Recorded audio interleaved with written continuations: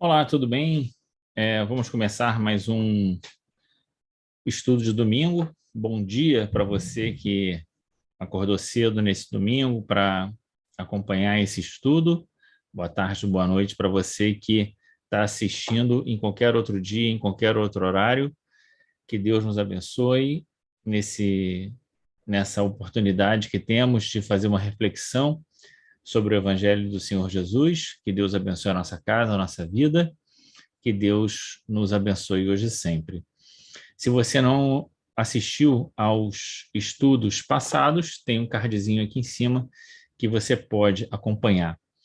O estudo de hoje, a gente vai fazer uma reflexão breve sobre a reencarnação, como foi pedido pelo grupo que eu participo lá, o Centro Espírita Luz e Caridade, que pediu para que eu fizesse um estudo sobre o item 4 do capítulo 4 do Evangelho segundo o Espiritismo, que fala sobre ressurreição e reencarnação.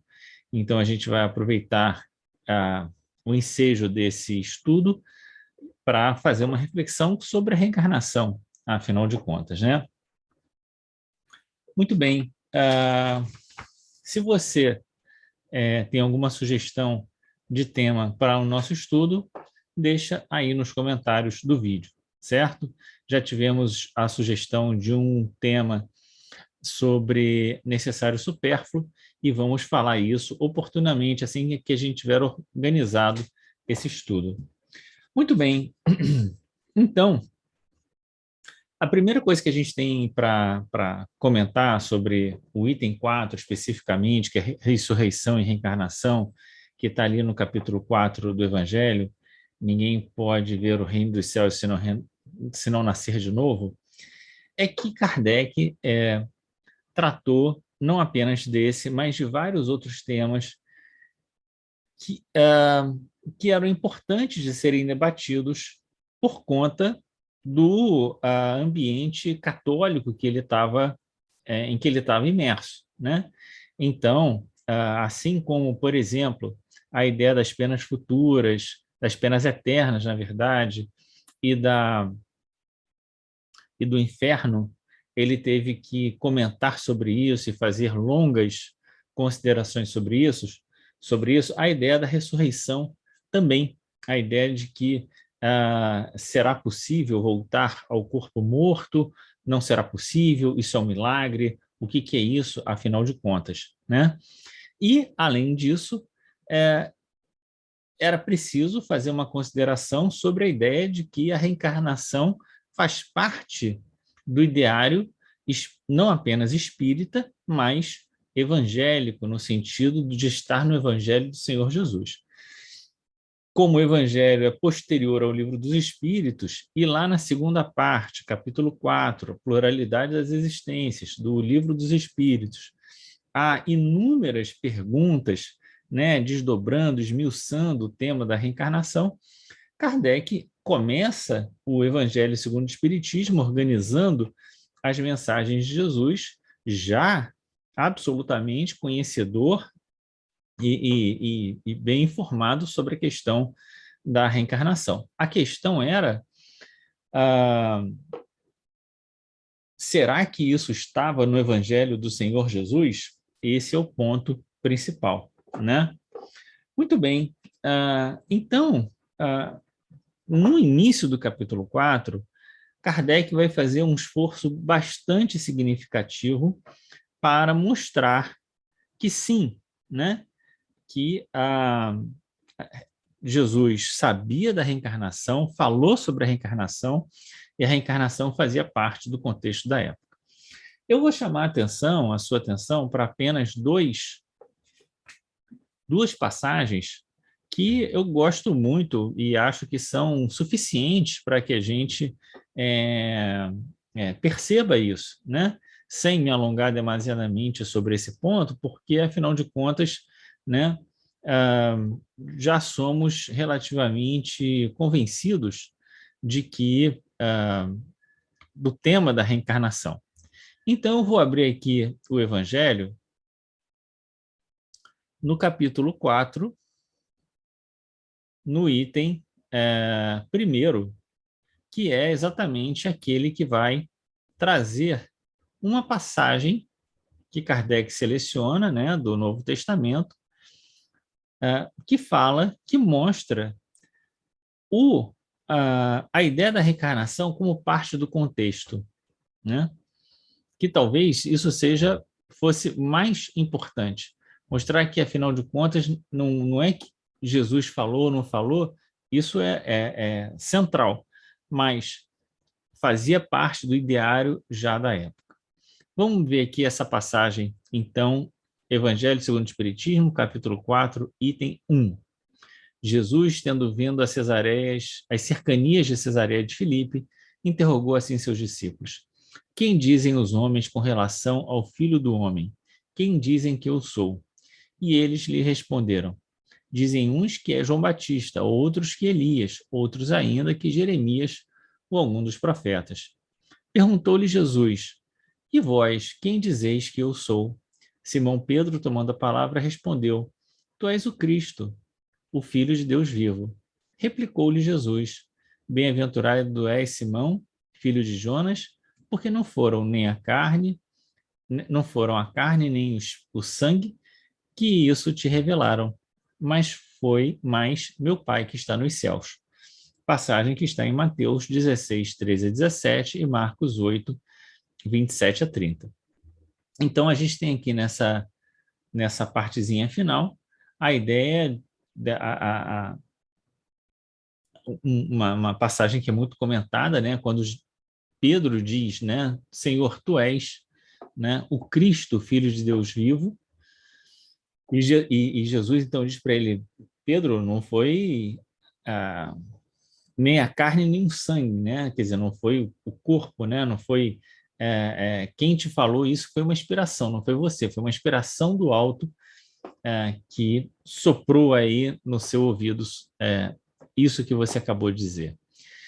Mas o mais importante aqui para a gente é essa primeira parte, quando perguntados sobre quem era Jesus, Jesus se perguntando: quem dizem que eu sou, né? E aí os discípulos começam a dizer: bom, você dizem por aí que você é João Batista, ou Elias, ou Jeremias, ou algum dos profetas, né? Todas essas pessoas tinham vivido e morrido. Então, se atribuíam a Jesus a personalidade dessas pessoas, Jesus só podia ser essas pessoas reencarnado, né? Então, aqui está bem configurada a ideia da reencarnação, principalmente porque os profetas, né? Jeremias era um deles, né?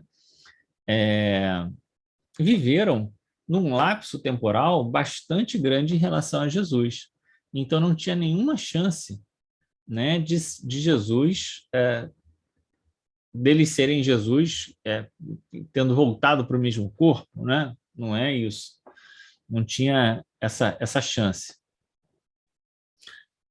No item 5, já entrando aqui, né, na parte específica sobre a ressurreição e a reencarnação, que ficou aqui embaixo, né, no item 5, é a passagem de Nicodemos. A passagem de Nicodemos é uma passagem bem conhecida, e nessa passagem, Jesus fala que para ver o reino dos céus é preciso renascer, né? Nascer de novo, que é exatamente essa passagem que Kardec pega como título do capítulo 4. Então, vamos ler a passagem de Jesus com Nicodemos. Ora, havia um homem entre os fariseus chamado Nicodemos, senador dos judeus, que veio à noite encontrar com Jesus e lhe disse: Mestre, sabemos que vieste da parte de Deus para nos instruir como um doutor, porque ninguém poderia fazer milagres que fazes se não estivesse com ele.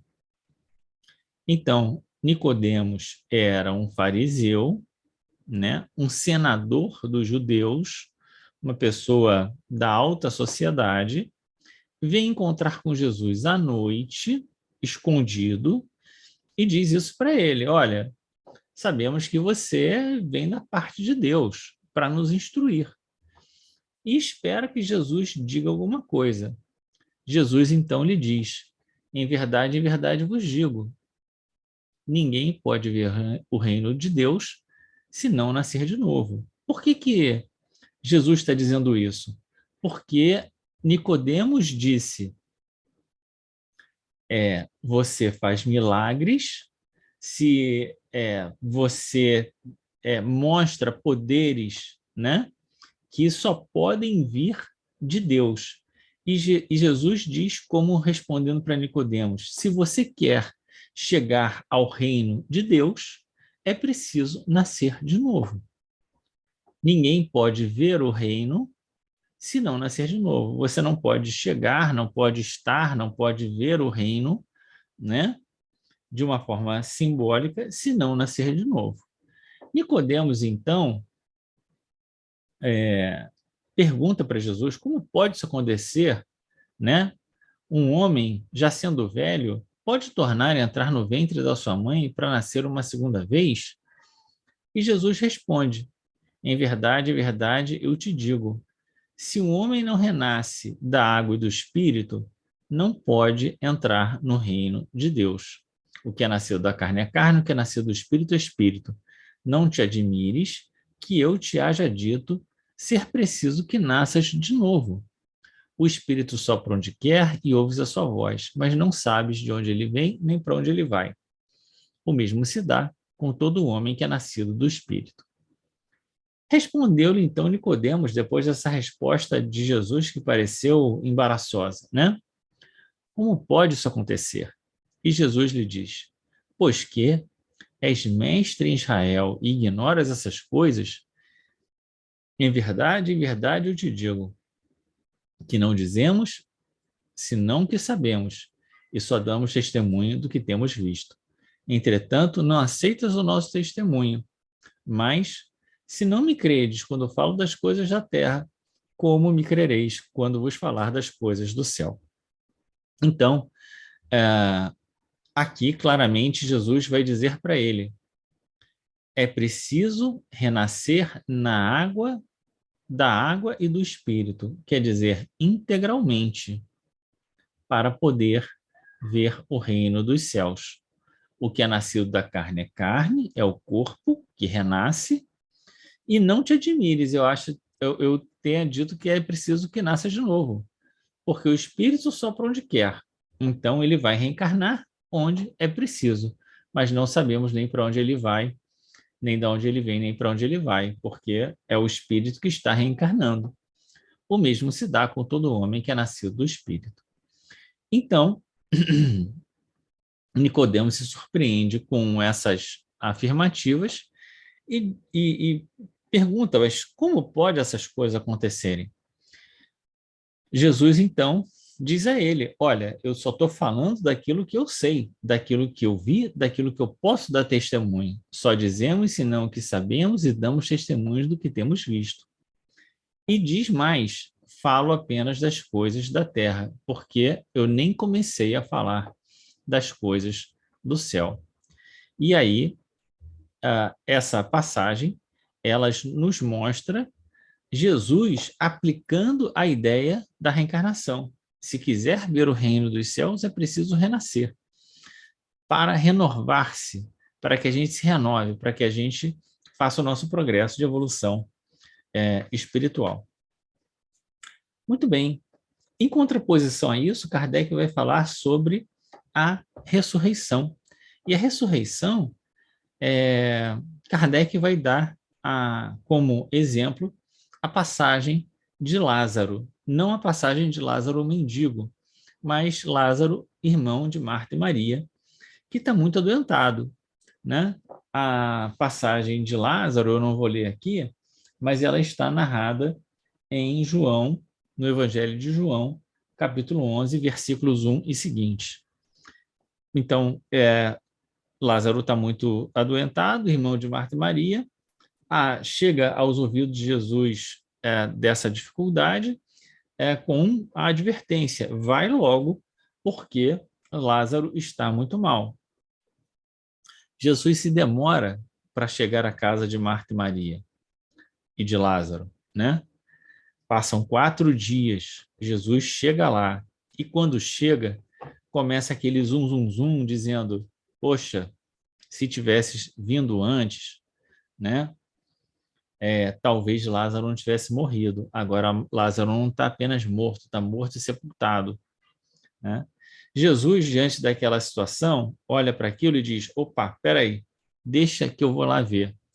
Manda tirar a pedra da caverna ali, da onde tinham depositado o corpo de Lázaro, e diz, Lázaro, levanta. E Lázaro volta à vida. E aí, a isso é chamado a ideia da ressurreição. Há também a ideia da ressurreição, né, com uma outra ideia de que aqueles que morreram, né, quando houver o juízo final, vai haver uma ressurreição dos corpos, e essas pessoas voltarão aos seus corpos. Todo mundo que morreu estaria supostamente dormindo no mundo espiritual e voltaria a viver nos seus corpos, nos corpos já habitados, né? Independente de quando o corpo, de quando tenha sido a morte do corpo. Muito bem. Kardec vai fazer então essa distinção. Ressurreição é a volta para o corpo morto, reencarnação é habitar um outro corpo, não é voltar para o corpo morto. E Kardec vai explanando, dizer que, afinal de contas, a ressurreição é algo que parece estranho a que a gente sabe da ciência e tudo mais. A reencarnação é aquilo, é a explicação que vai nos ajudar a compreender a justiça divina. Essa é a grande diferença. E aí que está a lógica desse tema, do tema da reencarnação, no capítulo 4 do Evangelho segundo o Espiritismo. Ele é uma forma de nos preparar a nossa mente para o capítulo 5, que vai tratar especificamente sobre as aflições e a justiça das aflições. Não é possível pensar a justiça das aflições sem considerarmos a reencarnação, né? E nesse capítulo 4, além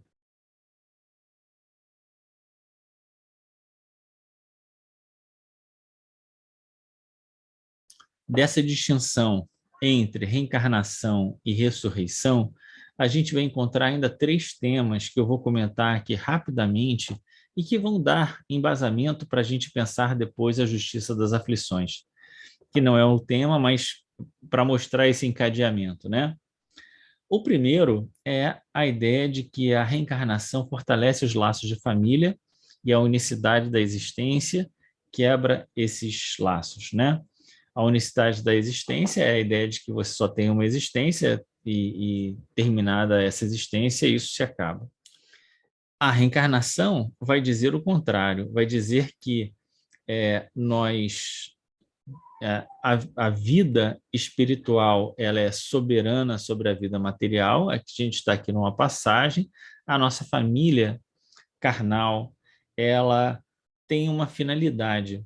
E para a gente entender a finalidade da família carnal, a gente precisa se remeter ao conceito que está no capítulo 2 do Evangelho segundo o Espiritismo, quando fala do meu reino não é desse mundo e traz para a gente a ideia do ponto de vista, a necessidade de olharmos as questões da vida material a partir da perspectiva do mundo espiritual. Ora, a família, do ponto de vista espiritual, ela tem uma finalidade. A finalidade da família, além da reprodução dos corpos, não é? E da reencarnação, provocar a reencarnação, é também construir os laços de família, que são aquelas práticas que nós só fazemos com as pessoas que são parte da nossa família. Os nossos filhos, nós abrimos mão de muita coisa, mudamos as nossas prioridades, modificamos mesmo o rumo, às vezes, até do trabalho que temos para atender a determinadas exigências e demandas que a presença dos filhos coloca na nossa vida, quando os pais envelhecem, né, chegam numa idade que precisam ser cuidados, igualmente a gente se dedica, abre mão, né, e a gente desenvolve as práticas de abnegação e devotamento que são parte, né, da ideia de caridade, como a gente vai estudar ainda em outras oportunidades. Muito bem. Ora, essa experiência é para que a gente fortaleça e fundamente entre nós, entre os membros da família, laços de solidariedade e de amor fraterno. Por quê? Porque, do ponto de vista espiritual, depois que nós desencarnarmos, o que fica? O que fica é que a ideia do próprio parentesco carnal, ela se desfaz. No mundo espiritual, somos todos irmãos, amigos, somos todos espíritos em processo de evolução, não é? Que vamos nos encontrar, vamos ter afeição uns pelos outros, pela dedicação que tivemos, pelo quanto os outros fizeram por nós, o quanto nós fizemos pelo outro. Mas esse aprendizado é um aprendizado que nós cultivamos em família, mas que deve ser um aprendizado para a nossa vida como um todo, para que depois a gente expanda isso para outras pessoas e para fora do nosso núcleo, da nossa parentela corporal, né? E assim a gente vai de encarnação em encarnação, encarnando com, às vezes, né, o mesmo núcleo familiar, às vezes com uma pessoa que vem, outra pessoa que vem, acrescenta outra, por conta de fulano, de Beltrano, a tal ponto que, às vezes, a pessoa que foi nosso pai hoje é nosso filho, a pessoa que foi nossa mãe hoje é a pessoa com quem a gente encontra no trabalho, a gente vai mudando as posições, mas o que é importante? O importante é que a gente construa esse amor fraternal, esse amor entre amigos, entre irmãos, não é? De forma a formar uma única família universal. Então, quando a gente olha a família desse ponto de vista, a gente vê outra coisa, né? E a reencarnação aí é como uma chave de entendimento para a construção desse sentimento ampliado de amor, e não para um amor exclusivista, como ainda vemos tão frequente aqui entre nós nessa encarnação, né? Muito bem, esse é o primeiro ponto. O segundo ponto são dois comentários de São Luís. São Luís é um espírito que respondeu muitas perguntas do Livro dos Espíritos, deu muitas mensagens aqui também no Evangelho segundo o Espiritismo, foi um dos espíritos que mais contribuiu para a codificação. E ele, então, dá duas mensagens, uma falando sobre os limites da encarnação e outra falando sobre a necessidade da encarnação. E quando ele fala sobre os limites da encarnação, ele vai falar de alguma coisa bastante, assim, que a gente deve pensar muito, que é a ideia de que a encarnação, a necessidade da encarnação, né, o limite da encarnação, ela não tem um limite muito claro, né, porque nós vamos precisar reencarnar até que a gente aprenda aquilo que era necessário aprender, né? E aí a gente deve se remeter ao capítulo 3 do Evangelho, quando fala que há muitas moradas na casa de meu pai, e no capítulo 3 vão ter dois enfoques. Um enfoque que fala sobre a vida na erraticidade, que é esse intervalo entre uma encarnação e outra, que seria uma casa do meu pai, e a outra da vida em outros planetas, né? em outros mundos.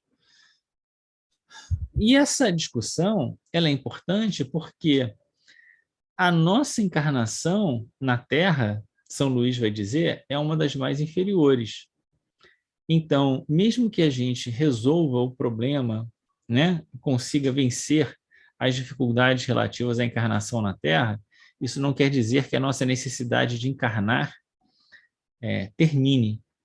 E uma das coisas que a gente estava estudando outro dia, quando estava lendo da lei natural, o capítulo da lei natural, né, da parte terceira ali do livro dos Espíritos, é que a moral ensinada aqui entre nós, ela é relativa ao nosso progresso. E quando a gente observa, né, qual é a moral ensinada aqui entre nós, o ponto máximo da moral evangélica do Senhor Jesus aqui para nós é a ideia da caridade, capítulo 15 do Evangelho, fora da caridade não há salvação, né? E qual é se não me engano, a questão 886 do Livro dos Espíritos, se não for essa, eu vou botar aqui a questão certa, né? Que fala sobre o verdadeiro sentido da caridade segundo Jesus.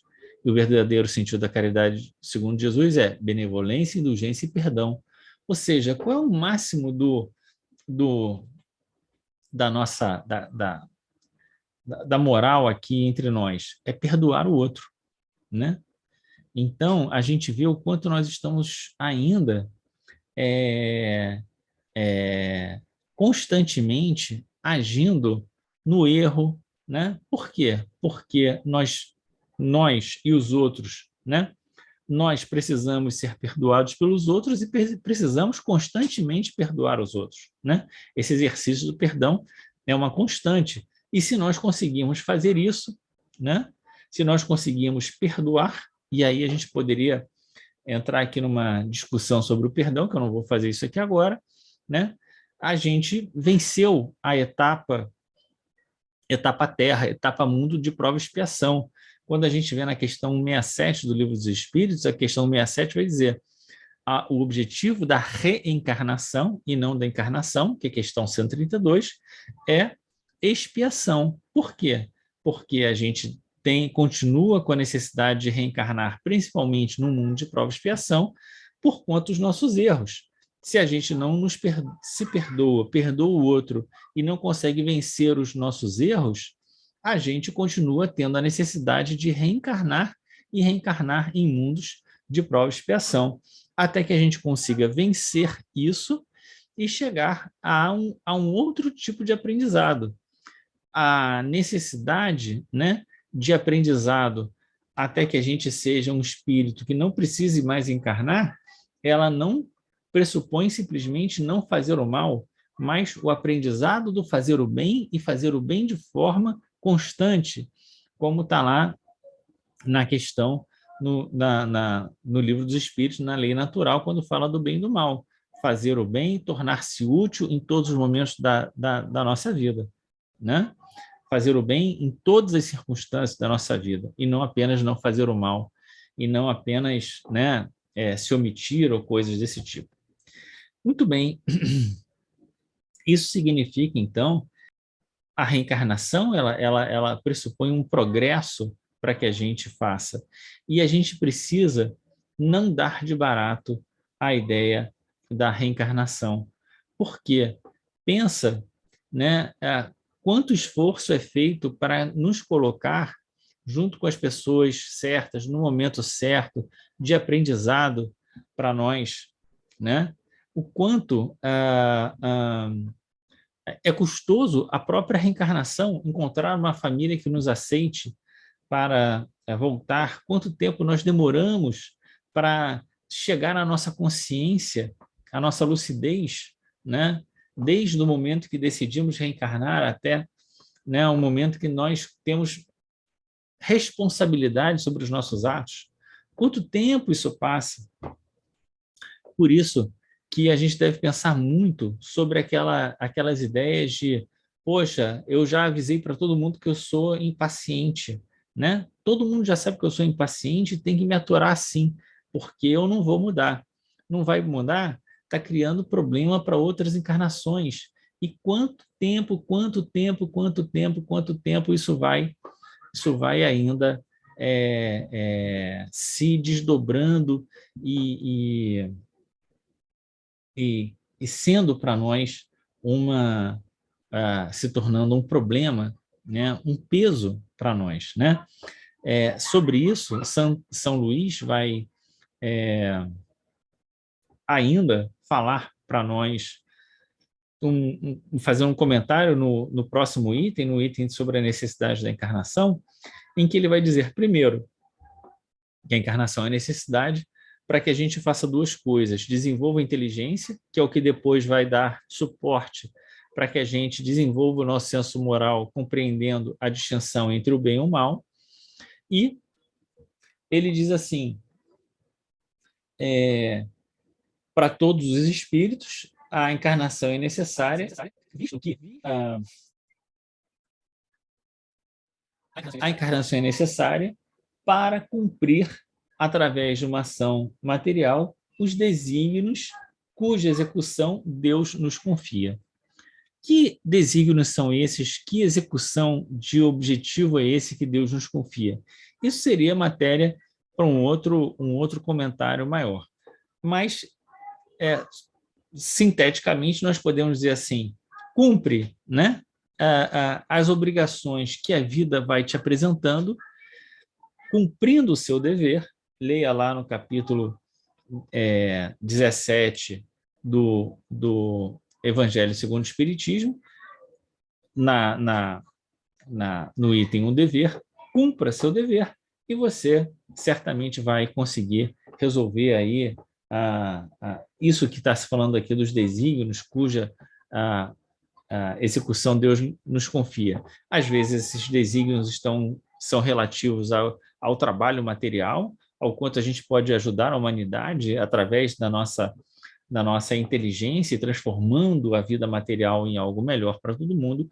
Às vezes também no suporte e no amparo a outras pessoas, a outros espíritos, passarem pelas suas lutas, pelas suas dores, enfim. Às vezes são as duas coisas, né? Muito bem. Então, a encarnação é necessária, ela não tem um limite específico.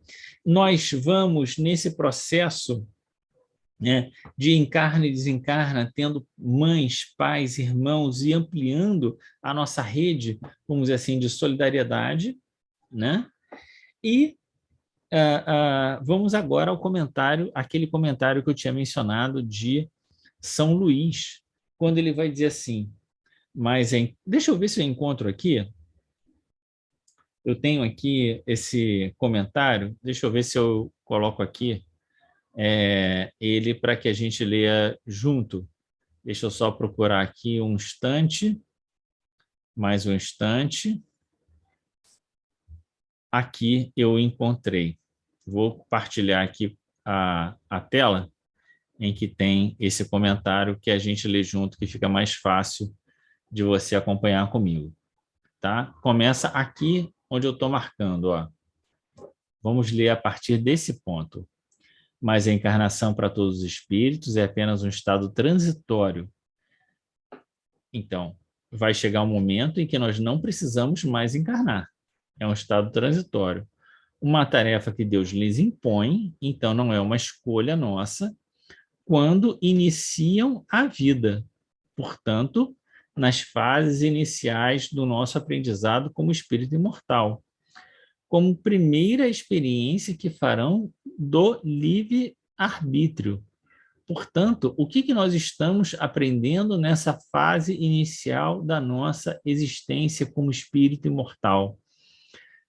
Estamos aprendendo a discernir a diferença entre o bem e o mal. Para isso, Deus nos deu um elemento que é fundamental para que a gente possa fazer esse aprendizado, que é a igualdade perante a dor, que está lá, se não me engano, também na mensagem sobre o dever, no capítulo 17 do Evangelho segundo o Espiritismo, quando diz que todos somos iguais para a dor, de modo que todos, né, sabemos o tamanho do problema, né, que causamos aos outros quando fazemos o mal a eles, né? Mais ou menos alguma coisa assim. Porque sabemos que se foi ruim, se doeu uma decepção, uma traição, uma mentira, né? Uma passada de perna, né? Às vezes, a pessoa ser indiferente a nós, às vezes isso dói muito na gente, isso deveria ser objeto da nossa observação, do nosso aprendizado, para que a gente não fizesse isso com os outros também, né? Então, e de modo a que a gente aumentasse a nossa percepção das coisas, do sentido, do bem e do mal, e começasse a optar melhor por um lado ou por outro, pelo bem ou pelo mal, né? Os que desempenham com zelo essa tarefa transpõem rapidamente e menos penosamente os primeiros degraus da iniciação e gozam mais cedo do fruto dos seus labores. Então, é uma iniciação que a gente está tendo, né? E a gente está numa fase ainda que a gente precisa passar da fase negativa para a fase positiva, da fase do não fazer, não cometer os vícios, né? Não fazer o mal, não pensar o mal, não desejar o mal, né? Não se deixar levar pelas paixões, para uma fase positiva, agir de forma abnegada, devotada, preocupar-se com o outro, saber abrir mão daquilo que não é importante para a sua vida, né? Das coisas supérfluas, das necessidades inúteis, né? De correr atrás das coisas que realmente valem a pena na nossa vida, deixando aquelas que são desnecessárias para trás.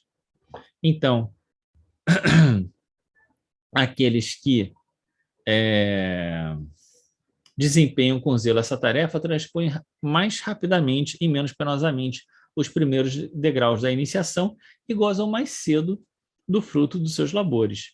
Os que, ao contrário, usam mal a liberdade que Deus lhes concede, retardam seu progresso, podendo, pela obstinação, que demonstrem prolongar indefinidamente a necessidade de reencarnar.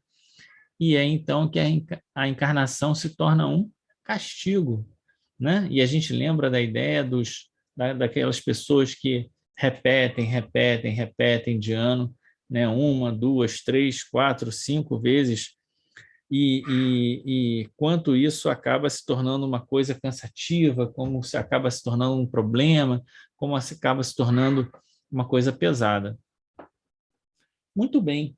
Então, a partir de tudo isso, a gente percebe o quanto a Kardec nos dá fundamentos para pensar a justiça das aflições, como a ideia da encarnação, das vidas solidárias entre si, né, fazem com que a gente perceba que os problemas que não resolvemos numa vida aparecem em outra, e as características que nós trazemos conosco são apenas características já construídas do passado para o bem ou para o mal.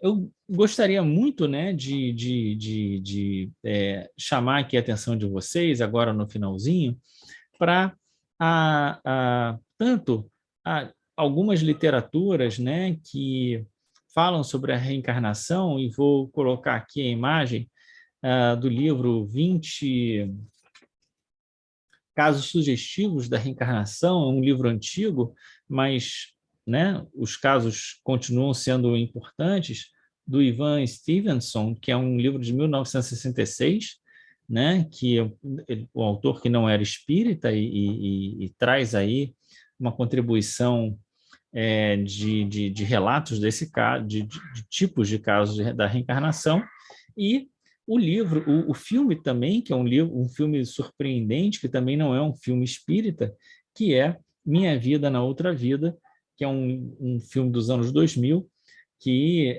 retrata também essa ideia da reencarnação. Eu sei que há muitas outras textos e livros que falam sobre isso, e é muito importante que a ideia da reencarnação esteja presente na nossa vida, nos nossos comentários espíritas, né? Como uma baliza para nós, né? Principalmente pensarmos e refletirmos conosco mesmo, mais do que ficar propagandando para os outros, a ideia de que essa ideia, essa maturidade, essa encarnação, para mim, é uma encarnação preciosa, né? Se há uma chance de eu avançar espiritualmente, é vencendo essa encarnação. E eu preciso, né? E todos nós precisamos nos conscientizar do que precisamos fazer nessa vida para não marcar passo mais, né? Não ter vidas carbono, né? Que é só uma repetição do passado. Vamos pensar sobre isso, né? Certamente há muitas outras coisas que poderíamos comentar sobre a reencarnação, mas vamos parar por aqui, né? Porque já temos aí um tempo bom de reflexão e foi isso que nós trouxemos aí na manhã de hoje, tá certo? Fica com Deus, um grande abraço.